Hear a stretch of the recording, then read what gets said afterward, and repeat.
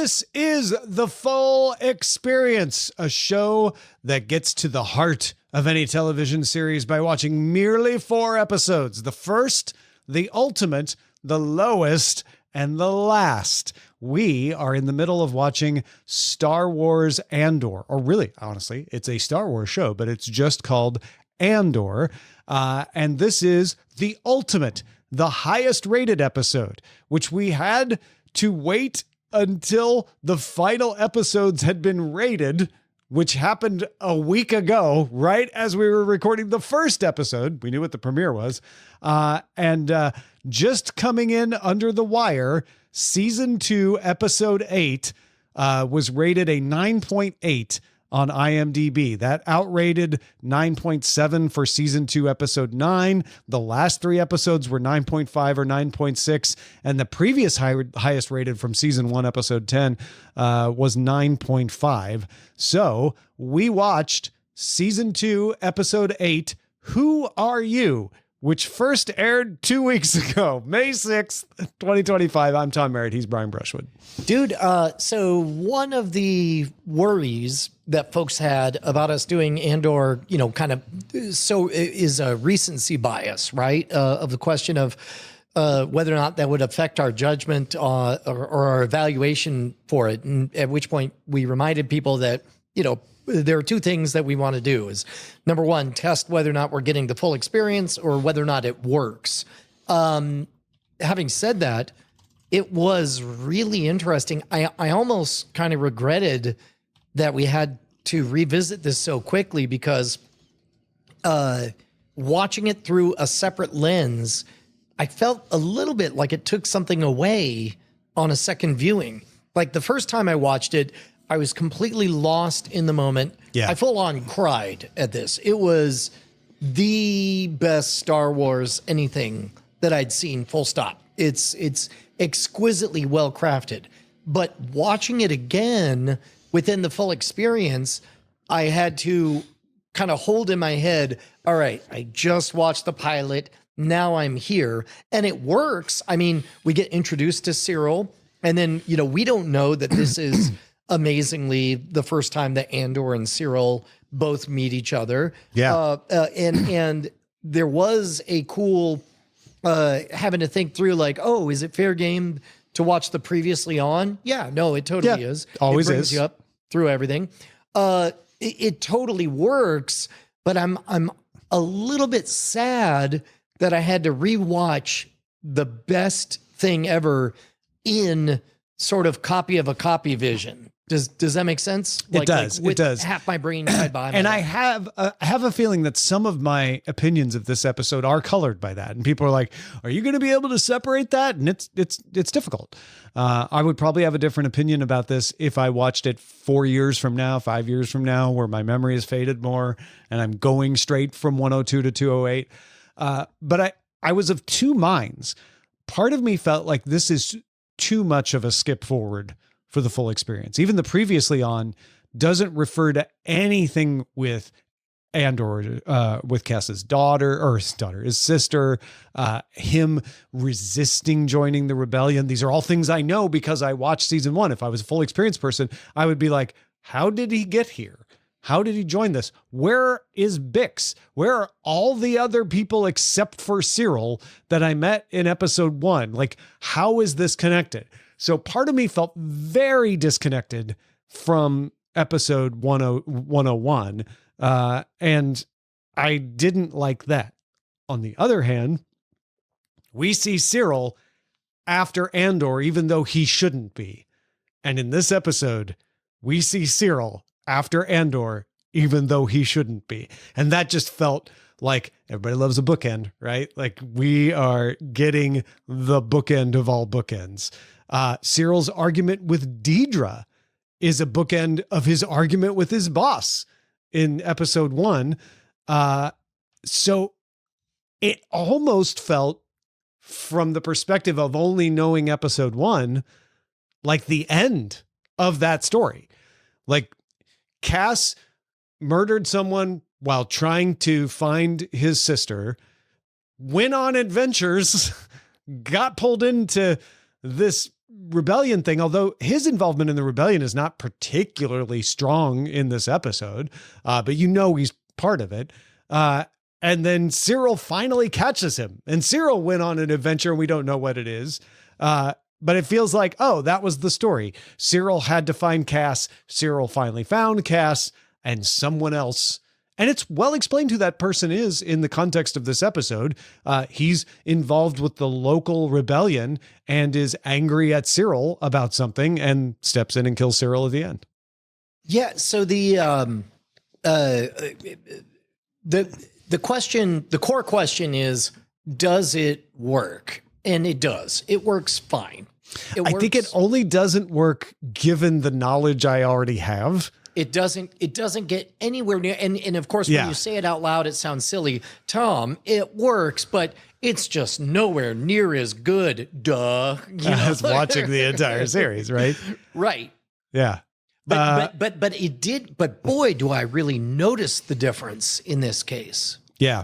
Because it is so close. And that's why we wanted to try this out, to kind of push the limits and push the edges of this format. I know Amos had watched season 1, which was aired 3 years ago, had not watched season 2. And I'm curious, really curious, Amos, Amos, how did you find zero. jumping all the way to this episode, even though you know more of Cass's story? I'm going to agree with you, Tom.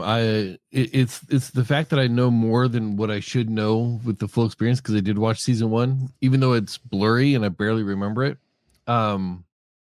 I know there's so much more that happened between the first episode of the first season and this episode, most of the way through the second season.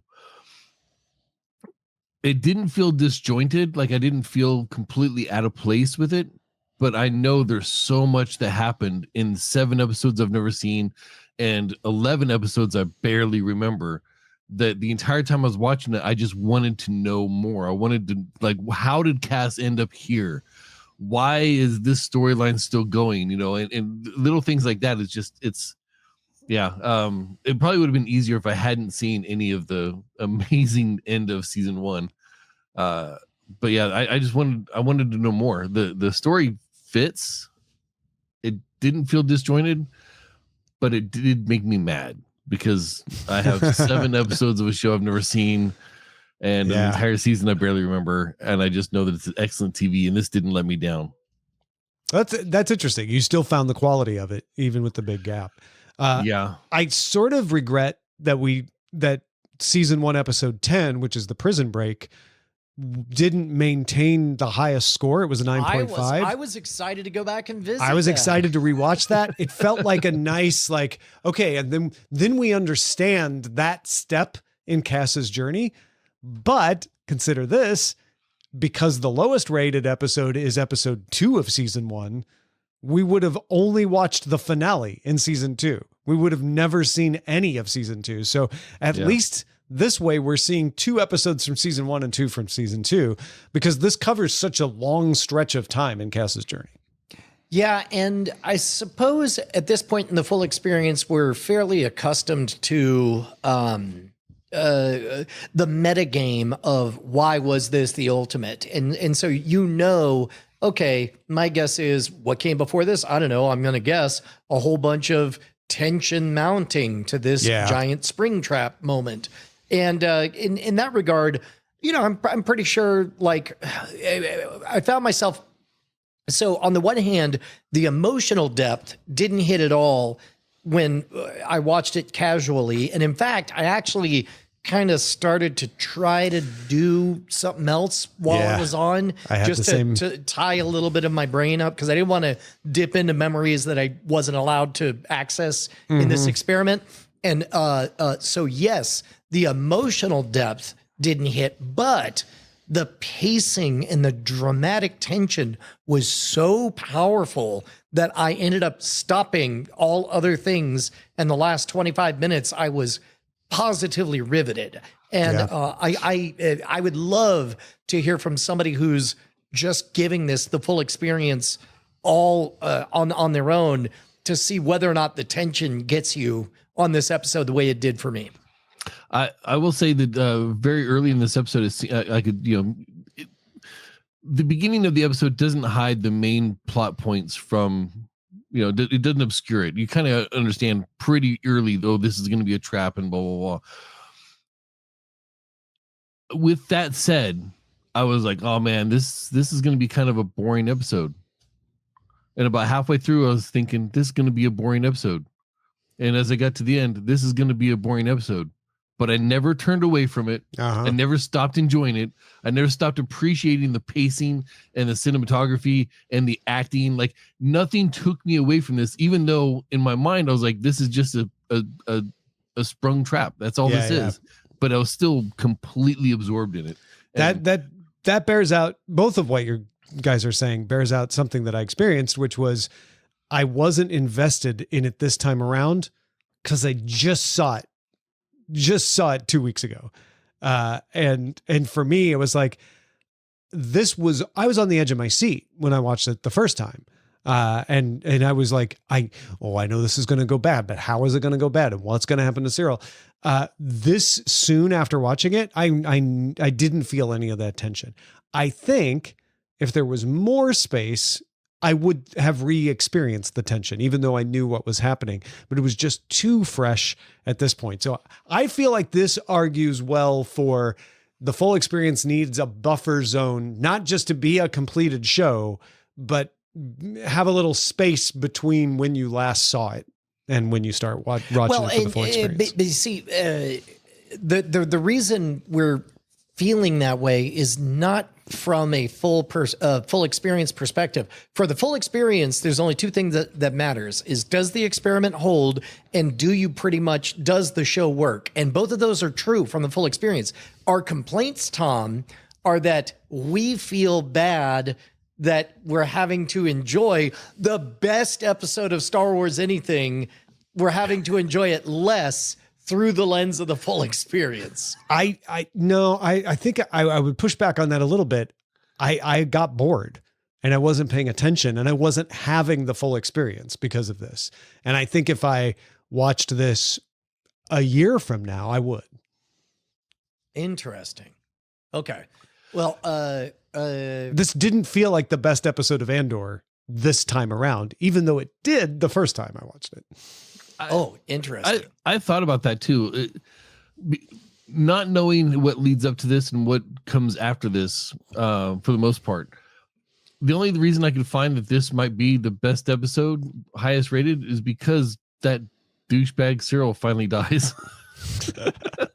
Well, also, it's just the first time I watched it, it's so well coordinated. Even like you said, Amos, even though you know what's going to happen, you're like, can't turn away to see how that ballet is going to be executed. Right. Yeah. I don't know. I don't know. I'm trying to not get too far into the weeds. Yeah. I got a question, Tom. Are you all the way done with Andor? How are you in your other real-time watching of it? Oh yeah. No, I finished watching it the day it came out. The finale. Because I'm only I still have 2 episodes left. Oh, I just finished the 9th one. So you're gonna have? Are you gonna save the finale for our full experience watch? That's what I was trying to coordinate. I think that would be interesting if you did. Yeah. Because our next episode will be the worst rated episode, which is I don't know if I can wait that long. I can't wait 2 weeks. No, sorry. I'm gonna have to watch I hear you. You go do what you must, Brian. I was chastised today for my initiative to not watch the second season. A close friend of mine chastised me like, how are you able to not watch everything right now? What are you? Like, well, luckily I have almost zero time. That's helping a lot. That helps. Yeah.